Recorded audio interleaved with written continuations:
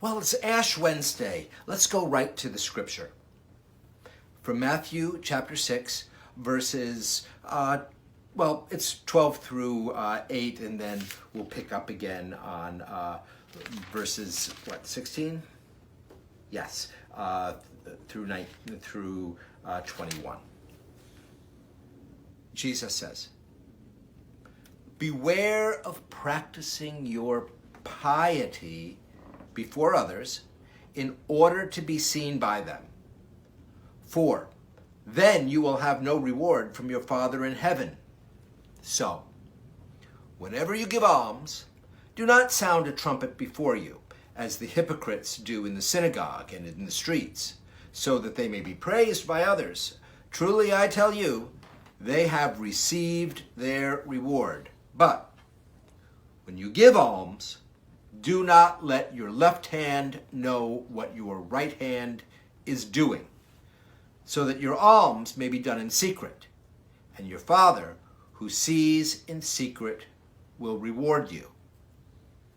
And whenever you pray, do not be like the hypocrites, for they like to stand and pray in synagogues and at the street corners, so that they may be seen by others.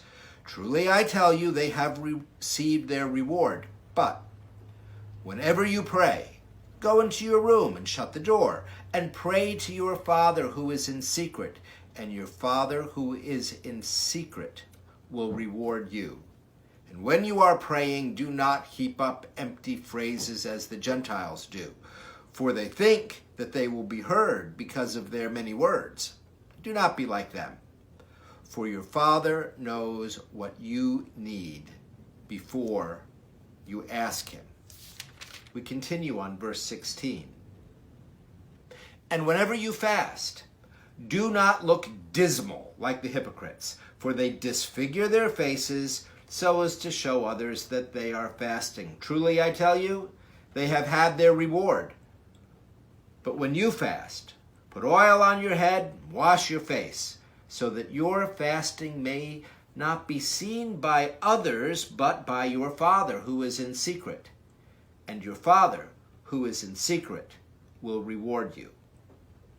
Do not store up for yourselves treasures on earth, where moth and rust consume and where thieves break in and steal. But store up for yourselves treasure in heaven, where neither moth nor rust consumes, and where thieves do not break in and steal.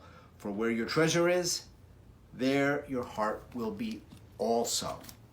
So here we are on Ash Wednesday, and some of us will, some of us will not, receive ashes imposed upon our forehead. Many of us talk about, what are you going to give up for Lent? What are the special things you're going to do? And we share about them. Oh, I want to do this, I want to do this practice or the other practice. You know, maybe for little kids, I want to give up treats for certain days of the week and things like that. Maybe for grown-ups too. And we might wonder, well, is that in direct opposition to what Jesus tells us? Could be. Here's the thing. When we do practices that set our heart on preparing to celebrate the resurrection, we do it two ways. We do it in community with one another, and we do it in secret. So by all means, if you receive ashes, let that be a sign to everyone, whether it's you looking at yourself in the mirror before you wash them off, or whether it's for others to see that preparing to celebrate the passion and resurrection of Christ is so important to you that you're going to spend time and effort and reflection in getting ready for it. If, in fact, you decide to do some practice like giving up some treats or taking up an exercise program, making a regular contribution to the poor or some other charity, and you want people to know about that because you think this is a good thing that you want to share with others, that they might follow your example, well, that's not so bad either. It fits into the communal dimension of all of us trying to follow Jesus together. but I would take the scripture seriously and look to the spirit of it. Let some of our practices, anyway, be secret. Let something that we let go of be unknown to others.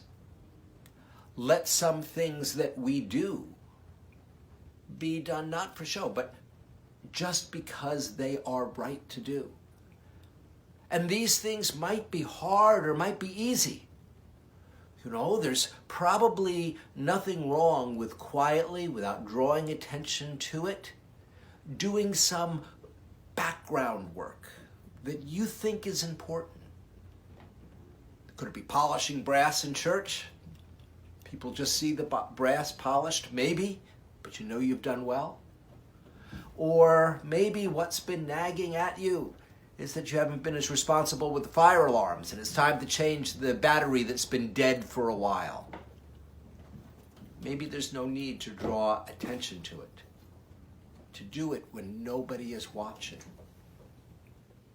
While you may find a great degree of comfort and help, assistance in going on a diet with a partner, maybe there's a way that you could quietly fast.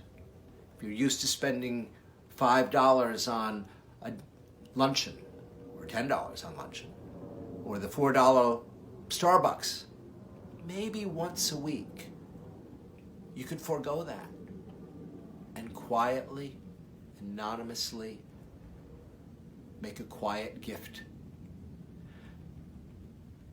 The idea of our Lenten practices is that we may be both publicly but especially privately attuned to reflecting on the passion, death, and resurrection of Jesus. And I think it does need to be both. And if we are making a point of a daily practice or a weekly practice of Bible reading or special prayers, quietly, privately, I think that we will be reminded to go more deeply into that reflection. I hope that this Ash Wednesday is a good kickoff for Lent and will help us to immerse ourselves more fully in the practices of prayer. May God bless you on your Lenten journey.